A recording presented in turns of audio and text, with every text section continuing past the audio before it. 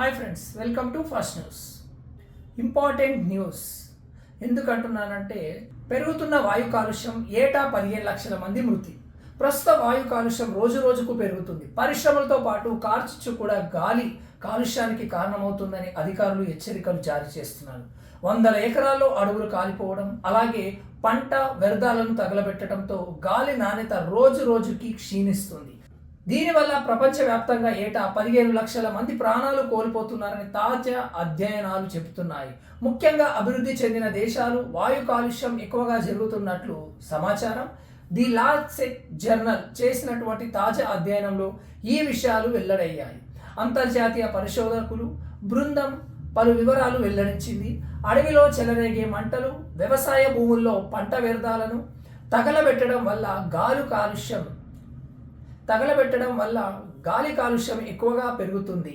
ఈ వాయు కాలుష్యం వల్ల ప్రపంచవ్యాప్తంగా ఏటా 15 లక్షల మంది ప్రాణాలు కోల్పోతున్నారు.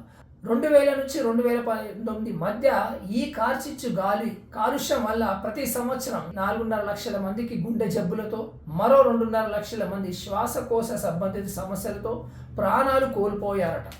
ఈ మరణాలు 90% పేద మధ్యతరహా ఆదాయం ఉన్న దేశాల్లోనే జరిగాయి. కేవలం ఆఫ్రికాలోనే 40% మరణాలు చోటు చేసుకున్నాయి.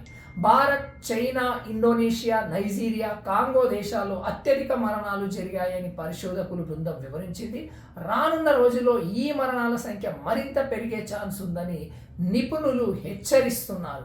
ఈ మరణాల సంఖ్య తగ్గించేందుకు వెంటనే చర్యలు తీసుకోవాలంటూ సూచనలు చేస్తున్నారు. వీలైనంత వరకు మొక్కలు నాటడమా, లేదంటే కొత్త చెట్లు పెట్టడమా, ఎక్కడైతే ట్రీస్ అంటే చెట్లు నరికేస్తున్నారో, మరి ఇండస్ట్రీస్ పెంచుతున్నారో, వీలైనంత వరకు పచ్చదన పరిశుభ్రం పెంచడం వల్ల కొద్ది వరకు తగ్గించగలుగుతాం.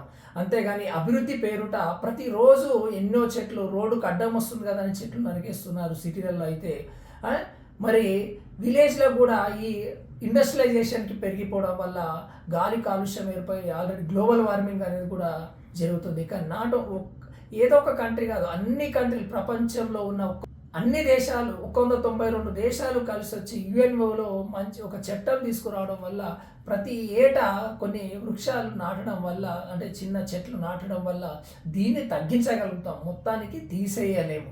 అలాగే ఇండస్ట్రీలో వచ్చే వాటర్ కానీ, దాంతోపాటు ఇంకా మిగతా పొల్యూషన్ కూడా తక్కువ చేసినట్లయితే ఆటోమేటిక్గా ఎయిర్ పొల్యూషన్ తగ్గించే వారం అవుతాం. సో ఇదండి ఈ బులెటిన్ న్యూస్. మరి చూస్తూనే ఉండండి ఫస్ట్ న్యూస్. Thank you. జై హింద్.